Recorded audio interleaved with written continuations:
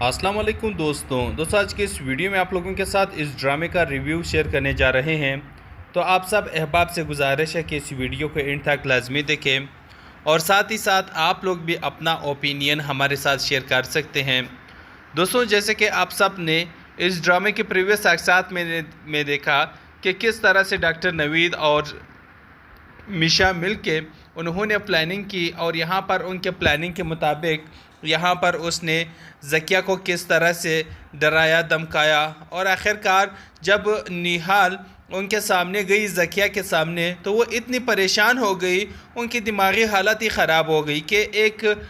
औरत को हम मार चुके हैं और मारने के बाद हम लोगों ने उसे अपने ही हाथों से दफनाया और दफनाने के बाद वो कैसे ज़िंदा हो सकती हैं और यहाँ पर फिर वो हमारे सामने जेल में किस तरह मेरे सामने पेश हो सकती है और मुझसे बात कर सकती है। यहाँ पर तो वो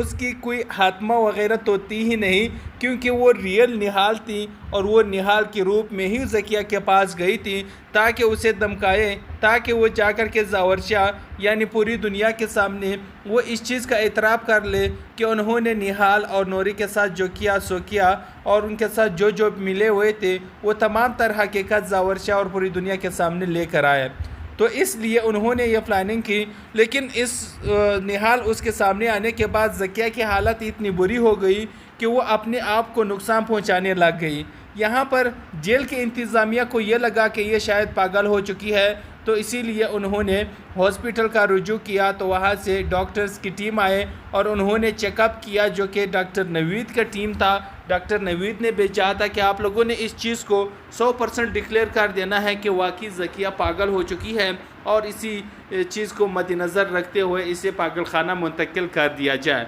तो यही सब कुछ होता है और यहाँ पर ज़किया को डिक्लेयर कर दिया जाता है कि वाकई में ये पागल हो चुकी है और यहाँ पर वो पागल होने के बाद फिर क्या होता है, उसे पागल खाना मुंतकिल कर दिया जाता है। तो फिर आप लोग देखेंगे कि पागल खाने चले जाने के बाद उनसे कोई रब्ता नहीं होता, यानी ना जावेद का रब्ता होता है, ना ही उसके भाई जावरशाह का रब्ता होता है और ना ही उसकी बहन फौजिया उनसे कोई रब्ता रखती हैं, जिसकी वजह से यहाँ पर फौजिया बहुत ही दिल बर्दाश्ता होती हैं कि अब ये सब किया। वहाँ पर जेल में भी मुझसे मिलने तो कोई ना आती, लेकिन यहाँ पर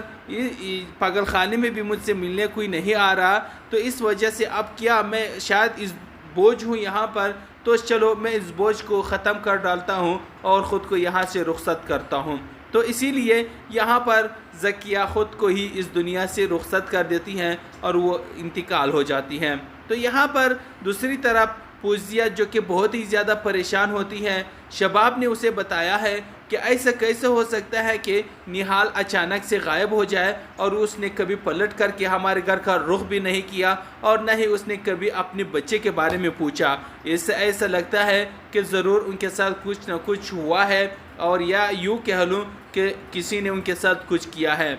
और बड़ी ही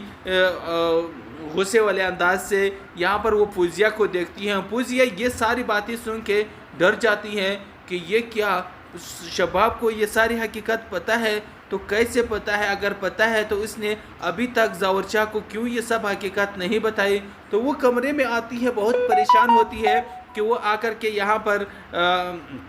बात कर ले आमिर से, जावेद से या किसी से भी बात कर ले जो कि इनके हमराज है, ताकि उनसे ये मसला डिस्कस कर ले और अपना बोझ हल्का कर सके। आमिर को बार बार कॉलती हैं लेकिन उसका कॉल बंद जा रहा होता है। तो इतने में जावेद उनको कॉल करता है कि फौजिया ज़किया इंतकाल कर गई है। ये बातें सुन कर के ज़किया के होश उड़ जाते हैं, क्योंकि वो पहले से परेशान थी। अब ज़किया की मौत का सुनकर वो बहुत ही ज़्यादा परेशान हो जाती हैं। जावरशाह को जाकर बताती हैं, जावरशाह भी बहुत ही ज़्यादा परेशान हो जाता है कि ऐसा कैसे हो सकता है। यहाँ पर जावरशाह अपनी बीवी शबाब पे बहुत ही ज़्यादा गुस्सा होता है कि तुम्हारी वजह से मेरी बहन आज इंतकाल कर गई है, अगर तुम उसे जेल ना भिजवा देते तो शायद आज मेरी बहन ज़किया इस दुनिया में होती, वो ज़िंदा होती, हमारे पास होती। लेकिन यहाँ पर शबाब को बहुत शिद्दत से एहसास हो रहा है کہ اس نے شاید زکیہ کے ساتھ بہت برا کیا ہے، تو اسی لیے وہ اپنے شوہر زاور شاہ کے پاس جاتی ہے، ان کے گلے لگتی ہیں کیونکہ وہ بھی پریشان ہیں تاکہ تھوڑا دلاسا ان کی طرف سے مل سکے۔ لیکن یہاں پر زاور شاہ کو بہت ہی زیادہ غصہ ہے اور وہ یہاں پر شباب کو خود سے دور کرنے کے لیے اس کو دکت دے کر کے کہتی ہے کہ بھول جاؤ شباب کہ کبھی ہم دونوں کا کوئی رشتہ تھا، اس لیے اب کبھی میرے سامنے آنے کی کوشش مت کرے اور نہ ہی میرے نظروں کے سامنے آئے، کیونکہ میں کبھی بھی تمہیں معاف نہیں کر سکتا، کیونکہ تم نے جو کچھ کیا سو بہت برا کیا، تو اسی لیے اب بہتری اسی میں ہے کہ تم میرے سامنے آنے کی کوشش نہ کرے۔ یہ سب باتیں سن کر شباب بھی بہت ہی زیادہ پریشان ہوتی ہیں، اپنی ماں کی طرف جاتی ہے، اپنی ماں سے کہتی ہیں کہ زاور شاہ کہیں مجھے چھوڑ ہی نہ دے، وہ مجھے چھوڑ تو نہیں دے گا۔ یہاں پر اس کی ماں دلاسا دیتی ہے کہ بیٹا ایسا نہیں ہوگا اور نہ ہی وہ تمہیں چھوڑ سکتا ہے، تم اس کی بیوی ہو، وہ تمہیں کیسے چھوڑ سکتا ہے، وہ تم سے محبت کرتا ہے، ٹھیک ہے تم نے غلطی کی، اس غلطی کے تلافی کے لیے تمہیں ان سے معافی مانگنی ہوگی اور وہ تمہیں معاف کر دے گا، لیکن فی الحال غم بہت تازہ ہے، اسی لیے تم تھوڑا انتظار کر لو، ہو سکتا ہے کچھ دن وقت گزرنے کے ساتھ ساتھ تو ان کا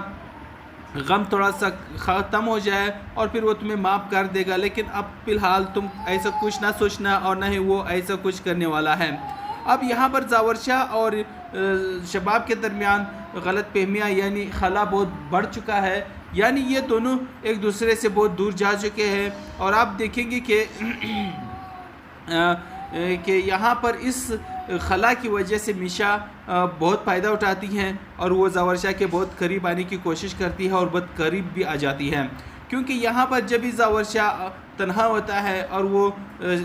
میشا کے پاس جاتا ہے اور میشا کے ساتھ اپنا وقت گزارتا ہے اور ان کے ساتھ اپنا ٹائم سپینڈ کرتا ہے۔ اب اسی طرح آہستہ آہستہ زاور شاہ کو محبت ہونے لگے گا اور میشا سے بلکہ محبت ہو بھی چکی ہے، اور بہت جلد آپ دیکھیں گے کہ یہاں پر زاور شاہ یہ اعلان بھی کریں گے کہ وہ میشا سے شادی کرنے جا رہا ہے، اور جب شادی کرے گا اور پھر یہاں پر ان کی حقیقت بھی سب کے سامنے آئے گی کہ وہ جس سے شادی کر رہا ہے وہ کوئی اور نہیں بلکہ اس کی دوسری بیوی نہال ہی ہے، تو اب یہاں پر معاملہ پھر سے بگڑ جائے گا اور پھر دوسری طرف وہ سنبھل بھی جائے گا۔